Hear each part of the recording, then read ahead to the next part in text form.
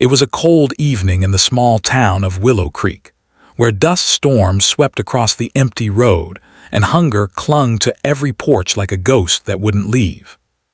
The sun had already dipped below the horizon, painting the sky a dull orange, when a thin woman walked into town with two small children, one clinging to her skirt, the other asleep in her arms. Her name was Clara Mayfield. Her husband had died in a mining accident a year ago, and since then life had been nothing but a cruel test. She had sold everything, the horse, the furniture, even her wedding ring, just to feed her children. Now, with nothing left, she walked the dirt road barefoot, her feet bruised and bleeding, carrying only a blanket, a prayer, and a mother's desperate love. She knocked on every door that had a lamp still burning. "Please," she whispered, "my children, they haven't eaten in 2 days." Some doors stayed shut. Others opened just long enough for people to shake their heads with pity before closing again. In that quiet little town, kindness had become rare and pride even rarer. By the time she reached the edge of town, she could barely walk. Her son Tommy tugged on her arm. "Mama, are we gonna eat tonight?" Her throat tightened. "Soon, baby," she lied softly. "Mama's gonna find us a way." That was when she saw the ranch lights glowing across the field. The largest property in Willow Creek, the Silver Ridge Ranch, owned by a man everyone talked about but few really knew. They said he was rich, heartbroken, and lived alone with his horses. Clara gathered her strength and started walking again. Each step felt heavier than the last. By the time she reached the big wooden gate, the stars had come out.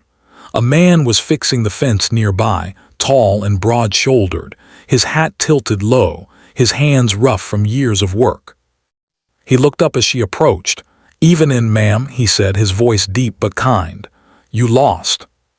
Clara's lips trembled. "No, sir, just out of hope." He frowned and stepped closer, noticing the children. The girl was pale, shivering in her mother's arms. "You from around here?" he asked. She shook her head. "We came from the valley. I thought maybe someone here would take my children in. I can't feed them anymore." The cowboy froze. "Take your children." She nodded slowly, her eyes glistening in the lantern light. "Please, sir, take my children. They're good kids. They don't deserve to starve. You look like a man who could give them a chance." He stared at her, speechless. No one had ever spoken to him like that, not out of greed or pity, but pure desperation. "Ma'am," he said softly, removing his hat, "what about you?" She smiled faintly, though her face was streaked with tears.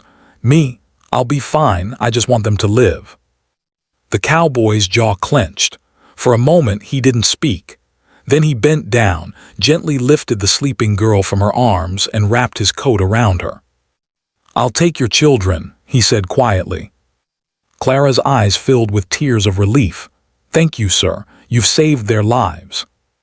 But before she could turn away, his hand stopped her. "And I'll take you too."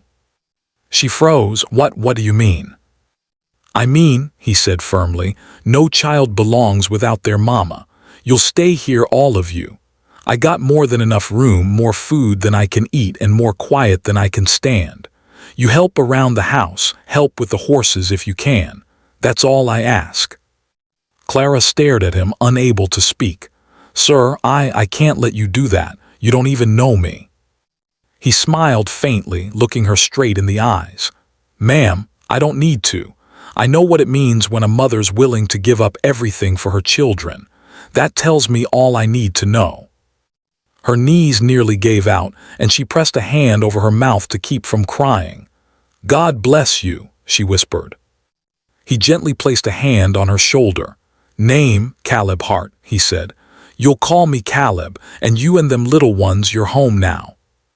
That night, for the first time in months, Clara and her children slept in a warm bed. Caleb's cook, Mrs. Jenkins, made them stew and cornbread, and Tommy kept smiling through every bite like he was afraid it might disappear. Caleb sat at the table across from them, quietly watching, not out of pity, but something else he hadn't felt in years. The ranch had been silent since his wife died 3 winters ago. He'd spent every day burying himself in work, pretending that loneliness didn't hurt. But as he watched Clara tuck her children in by the fire, humming a soft lullaby, something deep inside him began to thaw. Days turned into weeks. Clara worked hard, harder than anyone he'd ever seen. She cleaned, cooked, helped feed the horses, and even learned to ride. The children brought laughter back to the ranch, chasing chickens and helping Caleb with chores. One evening, as the sunset painted the sky gold, Caleb found Clara sitting on the porch, mending a torn shirt. "You never told me much about yourself," he said, leaning against the railing. She smiled softly. "Not much to tell, sir, just a woman who ran out of luck."